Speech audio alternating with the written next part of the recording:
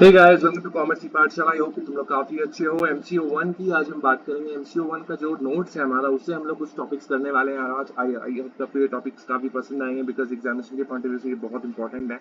And अगर आप इसको करके जाते हैं, नोट्स को अगर स्टडी करके जाते हैं, आपको कुछ और स्टडी करने की आवश्यकता नहीं पड़ती। ऑल्दो हम लोग आपको चैप्टर वाइज क्वेश्चन आंसर भी फ्री ऑफ कॉस्ट प्रोवाइड करेंगे अगर आप ये नोट्स को बाय करते हैं तो चलिए फिर आज का टॉपिक स्टार्ट करते हैं बिना समय बर्बाद किए। बस एक चीज और कहना चाहूंगा कि अगर आप नए हो हमारे चैनल पे तो प्लीज सब्सक्राइब कर लो ताकि आपको मेरे जो भी वीडियोस हैं वो उसकी नोटिफिकेशन आपको मिलती रहे। एंड प्लेलिस्ट हमारे पास अवेलेबल है जहां पे आपको ऑलरेडी बहुत सारे लेक्चर्स मिल जाएंगे जिनको आप देख करके आप एग्जामिनेशन में बहुत अच्छे मार्क्स ला सकते हो। तो चलिए फिर स्टार्ट करते हैं। What is management, discuss the functions and roles of managers. ठीक है ना, तो ये बहुत इंपॉर्टेंट क्वेश्चन है एंड बहुत ही बेसिक क्वेश्चन भी है। सो चलो फिर स्टार्ट करते हैं। मीनिंग ऑफ मैनेजमेंट में क्या आ जाएगा। Management can be defined as the process of planning, organizing, directing and controlling resources, है ना। ह्यूमन, फाइनेंशियल, फिजिकल, इंफॉर्मेशनल, तो रिसोर्सेज बहुत तरह की हो सकती हैं। तो इन सबको कैसे कंट्रोल करना है, शुरू में हम लोग को प्लानिंग करना पड़ता है, ऑर्गेनाइजिंग करना पड़ता है, डायरेक्टिंग करना पड़ता है और कंट्रोलिंग करना पड़ता है रिसोर्सेज का, जो कि मैंने भी आपको बताया, to achieve the organizational goals effectively and efficiently. ठीक है, आप अपने ऑर्गेनाइजेशन गोल्स को किस तरीके से आप इफेक्टिवली या फिर एफिशिएंटली अचीव करोगे, ये आप मैनेजमेंट के थ्रू आप हासिल कर सकते हो। In simple words, management is about getting things done through people in a systematic and coordinated manner, है ना। अगर सिंपल वर्ड्स में समझने की कोशिश करें तो मैनेजमेंट का मतलब यही होता है कि आप लोगों के माध्यम से अपने कार्य को कराने की कोशिश करोगे, आप करोगे in a systematic and coordinated manner, है ना।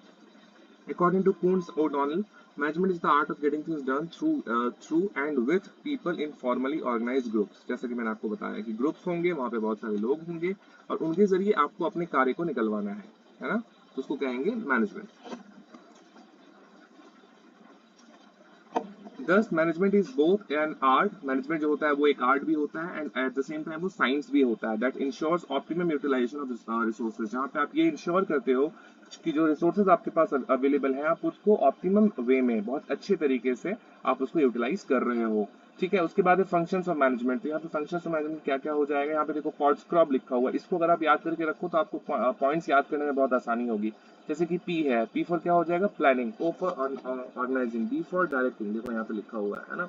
तो इस तरीके से आप बहुत आसानी से आप इसको याद कर सकते हो। ठीक है, एक एक करके फंक्शंस को कर लेते हैं। सबसे पहले है planning. So deciding in advance what is to be done when, where, how and by whom, है ना।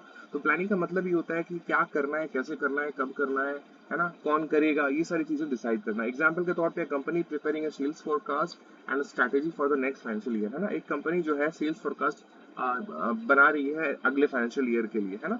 तो कौन करेगा, कैसे करेगा, कब करेगा, है ना। इस तरीके से जो है प्लानिंग की जाती है। ऑर्गेनाइजिंग का मतलब क्या होता है। ऑर्गेनाइजिंग का मतलब होता है arranging resources and activities in the structured manner, है ना। जो भी आपके पास रिसोर्सेज एंड एक्टिविटीज है आप उसको अरेंज कर लो एक स्ट्रक्चर्ड मैनर में, है ना, ताकि एक एक करके आप सारी चीजों को कर पाओ, आपको आसानी रहे। एग्जाम्पल के तौर पे assigning roles to employees and setting up departments such as HR, finance and marketing, है ना। एग्जाम्पल के तौर पे आप एम्प्लॉइज को उनके रोल्स असाइन करोगे, है ना, कि ये काम तुम्हारा है, ये काम तुम्हारा है। एंड साथ ही साथ डिपार्टमेंट भी बना दोगे ताकि ये पता चले कि एचआर का है, वो फाइनेंस है, ये मार्केटिंग है ना, इस तरीके से।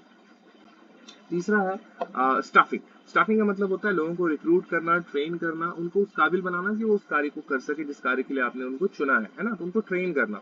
सो recruiting, selecting, training and developing employees, ये जो है स्टाफिंग का हमारा हिस्सा है। एग्जाम्पल के तौर पे hiring skilled workers for manufacturing unit and providing induction training, है ना। एग्जाम्पल के तौर पे क्या बोला गया है कि आप स्किल्ड लेबर्स को आप हायर कर रहे हो मैन्युफैक्चरिंग यूनिट के लिए और साथ ही साथ उनको इंडक्शन ट्रेनिंग भी प्रोवाइड कर रहे हो, है ना। जब वो ज्वाइन करेंगे तो किस तरीके से उनको काम करना पड़ेगा उसकी ट्रेनिंग भी आप उसको फॉर्मली देते हो। चौथा है डायरेक्टिंग। यहाँ पे लीडिंग की बात बोली जा रही है, तो डायरेक्टिंग का मतलब भी वही है कि somebody will डायरेक्ट यू कि इस तरीके से इस कार्य को करना है ना। तो उसको लीडिंग भी बोल सकते हैं। So guiding, motivating and supervising employees to achieve goals. यहाँ पे जो डायरेक्टर होता है, जो डायरेक्ट कर रहा होता है, एक्चुअली डायरेक्टर नहीं, वो गाइड करता है, मोटिवेट करता है, सुपरवाइज करता है अपने एम्प्लॉइज को ताकि वो अपने कार्य को अच्छी तरीके से कर सके और जो भी उनके गोल्स हैं, जो ओवरऑल गोल्स हैं, वो उनको अचीव कर पाए। एग्जाम्पल के तौर पे manager motivating the sales team with incentives to meet sale target, है ना। यहाँ पे जो मैनेजर है वो मोटिवेट कर रहा है अपनी सेल्स टीम को इंसेंटिव्स के माध्यम से कि भाई अगर तुम अच्छा काम करोगे तो तुमको इंसेंटिव्स मिलेंगे, तुमको पर्क्स एंड रिवॉर्ड्स मिलेंगे, है ना। तो इस तरीके से वो मोटिवेट करता है किसको, अपने सेल्स पर्सन को, सेल्स टीम को। पांचवा क्या है, controlling. So monitoring actual performance, कंपेरिजिंग it with set standards and taking corrective actions, है ना। यहाँ पे तो कंट्रोल करने की भी कोशिश करते हो, जो भी एक्चुअल परफॉर्मेंस निकल करके आ रहा है आपके टीम का, आपका आपके पूरे के पूरे बिजनेस का, उसको आप उसको कंट्रोल करते हो। कहीं आपको लगता है कि कुछ चीजें नहीं होनी चाहिए तो आप उसको उसको बंद बंद करने की कोशिश करते हो। कई चीजें और बेहतर हो सकती हैं तो आप उसके लिए अलग से एफर्ट लगाते हो, right. So this is what controlling is. Example के तौर पे प्रोडक्शन फॉल शॉर्ट, अगर प्रोडक्शन कम हो जाता है, किसी तरीके से फॉल शॉर्ट हो जाता है, मैनेजर्स में अरेंज फॉर ओवर टाइम और न्यू मशीन से। हम यहाँ पे मैनेजर्स क्या करेंगे, हो सकता है ओवर टाइम अनाउंस कर दें कि भाई यहाँ पे लोगों का ओवर टाइम करना पड़ेगा, या आप मशीनें ही चेंज कर दो कि भाई इन मशीनों में जो है पहले ऐसी बात नहीं रही है तो हम लोग नए मशीन लेने वाले हैं, ठीक है। तो ये कार्य जो है उनका होता है। रोल्स ऑफ मैनेजर्स की बात कर लेते हैं। तो सबसे पहला यहाँ पे देखो, यहाँ पे बोला गया Henry Mintzberg identified 10 roles of managers group into 3 categories, है ना। 3 कैटेगरीज में इसको डिवाइड करके टोटल 10 रोल्स यहाँ पे बताए गए हैं। सबसे पहला है interpersonal roles, figurehead representing the organization at ceremonial events, है ना। जो फिगर हेड होता है किसी भी ऑर्गेनाइजेशन का, वो एक काम होता है। इंटरपर्सनल रोल्स की मैं बात कर रहा हूँ मैनेजर्स की, तो वो एक फिगर हेड भी होता है, साथ ही साथ वो लीडर भी होता है जो कि मोटिवेट करता है, गाइड करता है अपने सबॉर्डिनेट्स को, अलाइजियन भी होता है, building contacts and networks with external party, है ना। तो मैनेजर का काम ये भी होता है कि वो बाकी के लोग जो कंपनी के बाहर हैं उनके साथ अच्छे कॉन्टैक्ट को बनाए, नेटवर्किंग भी अपना बना करके रखे, ताकि कभी भी जरूरत पड़े उसे तो वो उनसे बेनिफिट लाइक उनसे सहायता ले सके। दूसरा है इंफॉर्मेशनल रोल, तो वो एक मॉनिटर का भी काम करता है, डिससेमिनेटर का भी काम करता है और स्पोक्स पर्सन का भी काम करता है। So collecting information from internal and external environment, वो उसका काम है मॉनिटर करना। Disseminator sharing important information with subordinates, है ना, वो डिससेमिनेटर का काम भी कर रहा है, और साथ ही साथ स्पोक्स पर्सन का भी काम कर रहा है। साथ ही जैसे कि मीडिया हो गया, स्टेक होल्डर्स हो गए, उनको भी रिपोर्ट चाहिए होता है कि भाई बिजनेस कैसा परफॉर्म कर रही है, तो वो बताने का काम किसका होता है, वो भी मैनेजर का होता है। तो ये दो रोल अभी हम लोगों ने किए हैं रोल्स ऑफ मैनेजर में, पहला है इंटरपर्सनल, दूसरा है इंफॉर्मेशनल। अब आगे चलते हैं। तीसरा है डिसीजनल रोल्स, यहाँ पे एंटरप्रेन्योर का भी रोल करता है। वो initiative, innovation and improvement projects, है ना। वो ऐसे इनिशिएटिव लेता है जो कि एक एंटरप्रेन्योर ही ले सकता है ना। किसी आम आदमी के लिए वो डिसीजन लेना आसान नहीं होता, तो एक एंटरप्रेन्योर रोल भी वो प्ले करता है। डिस्टर्बेंस हैंडलिंग, किसी भी तरह का कोई डिस्टर्बेंस होता है तो उसको हैंडल करने का काम भी हमारा मैनेजर करता है। Resolving conflicts and crisis in the organization. तीसरा है रिसोर्स एलोकेटर, है ना, deciding where to allocate money, people and time, है ना। तो बहुत सारी कंपनी का, एक बिजनेस का बहुत सारा डिपार्टमेंट्स हो सकता है, प्रोजेक्ट्स हो सकता है, तो किस प्रोजेक्ट में कितना पैसे लगेंगे, कितने लोग लगेंगे, कितना समय लगेगा, ये एलोकेट करने का काम भी एक decisional as a decisional role task के तहत मैनेजर ही करता है। Negotiator, engaging in negotiation with unions, clients and suppliers, है ना। तो वो किसी भी तरह का नेगोशिएशन हो, चाहे वो यूनियन के साथ हो, क्लाइंट्स के साथ हो, सप्लायर्स के साथ हो, ये काम भी कौन करता है, मैनेजर ही करता है। तो इसका काम ये डिसीजनल रोल्स में भी ये आ जाएगा। आई थिंक ठीक है। तो ये टोटल 10 रोल थे जिसको हम लोगों ने 3 ब्रॉडली भागों में बांट दिया था। सबसे पहला था interpersonal roles, informational roles and decisional roles. I hope आपको ये क्लियर हो गया होगा। अब इसका कंक्लूजन कर लेते हैं तो ये खत्म हो जाएगा। So management is essential for every organization to achieve goals in orderly manner.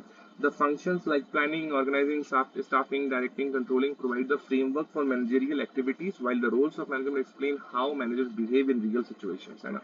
बहुत ही सिंपल सा है, मैनेजमेंट के बारे में बताया गया है कि किस तरीके से जो उसके फंक्शंस होते हैं उसको करना क्यों जरूरी होता है, ताकि वो अपने जो गोल्स हैं उनको अचीव कर सके। साथ ही साथ जो रोल है मैनेजर का वो भी बहुत ही ज्यादा वाइटल होता है किसी भी कंपनी के लिए, क्योंकि रियल सिचुएशंस में किस तरीके से एक मैनेजर बिहेव करेगा वो उसके रोल के लिए बहुत ज्यादा इंपॉर्टेंट हो जाता है। तो effective managers balance both functions and roles. एक इफेक्टिव मैनेजर जो होता है वो फंक्शंस को भी मैनेज करता है, साथ ही साथ अपने रोल्स को भी मैनेज करता है, ताकि जो प्रोडक्टिविटी है, एम्प्लॉय सेटिस्फैक्शन है, वो बना रहे और लॉन्ग टर्म में उस ऑर्गेनाइजेशन को सक्सेस मिल सके। ठीक है। So that's it, this was the first topic and I hope ये टॉपिक काफी पसंद आया होगा आपको। अगर आपको ये नोट्स चाहिए आप हमें सिंपली कॉल कर सकते हैं, व्हाट्सअप कर सकते हैं to get the notes. Notes की कीमत अभी बहुत ही कम है, 250 रुपीज पर पेपर। अगर आप सारे पेपर्स लोगे it will cost you rupees 999 only for your first semester I am talking about. So each semester 1000 rupees आपको पे करना होगा फॉर द नोट्स। 250 रुपीज अभी जो है प्राइसेस हैं। इसकी प्राइसेस बहुत ज्यादा हैं बट हम लोगों ने रिड्यूस करके अभी 250 रखी हैं। Those who are interested they can directly contact us and yes we provide the project as well. अगर आप थर्ड सेमेस्टर में हो we provide the project, we provide the synopsis. Synopsis पहले आपको प्रोवाइड किया जाएगा, उसके अप्रूवल के बाद जो है आपको फिर प्रोजेक्ट प्रोवाइड किया जाएगा। टोटल प्रोजेक्ट फी 3000 है, जिसमें हम लोग 500 स्टार्टिंग में चार्ज करते हैं फॉर द साइनॉप्सिस। आपका साइनॉप्सिस अप्रूवल हो जाने के बाद जिस दिन मैं आपको प्रोजेक्ट डिलीवर करूंगा उसी दिन आपको जो बाकी के पैसे हैं वो आपको दे रहे हैं। ठीक है। सो या दैट्स इट। आई होप कि आपको ये वीडियो काफी पसंद आया होगा। अपना ख्याल रखिए। Bye bye and take care and all the best for examination. Thank you.